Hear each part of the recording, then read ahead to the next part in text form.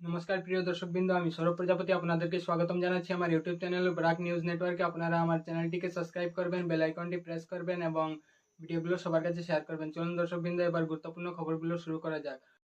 অসমে গতকাল শুক্রবার পর্যন্ত 3.5 লক্ষের বেশি লোক আক্রান্ত হয়েছেন। কাছাড় জেলায় আক্রান্তের সংখ্যা সব থেকে বেশি। কাছাড় জেলায় আক্রান্তের সংখ্যা হলো 1,19,000। দ্বিতীয় স্থানে নগাঁও। নগাঁওয়ে আক্রান্তের সংখ্যা হলো 79,000। তৃতীয় স্থানে হোজাই। হোজাইয়ে আক্রান্তের সংখ্যা হলো 77,000।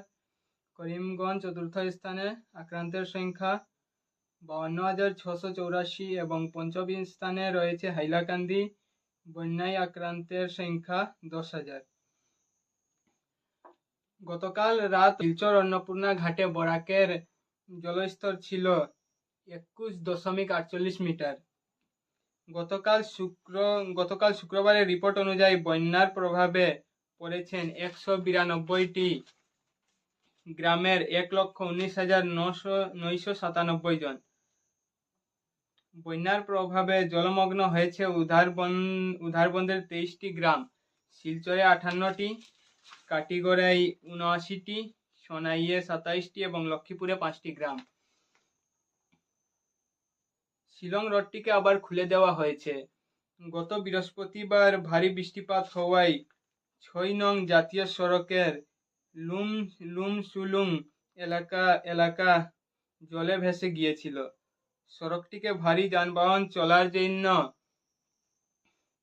কাজ করছে national highway authority of India. মুখ্যমন্ত্রী হেমন্ত বিশ্ব শর্মা অসমের বন্যায় আক্রান্ত হওয়া লক্ষ লক্ষ লোকদের জন্য পুরো ভারতবর্ষে সকল ব্যক্তিদের কাছে সাহায্য চেয়েছেন। যে যত পারে মুখ্যমন্ত্রী তহবিলে দান করতে পারবেন। বাজারিছড়া চুরাইবাড়িতে পুলিশ 30 লক্ষ টাকার নেশাজাতীয় কফি সিরাপ ধরল। শনিবার সকালে ধরা হলো কন্টেইনার গাড়িটিকে। গাড়িটির নম্বর হলো HR37E7205।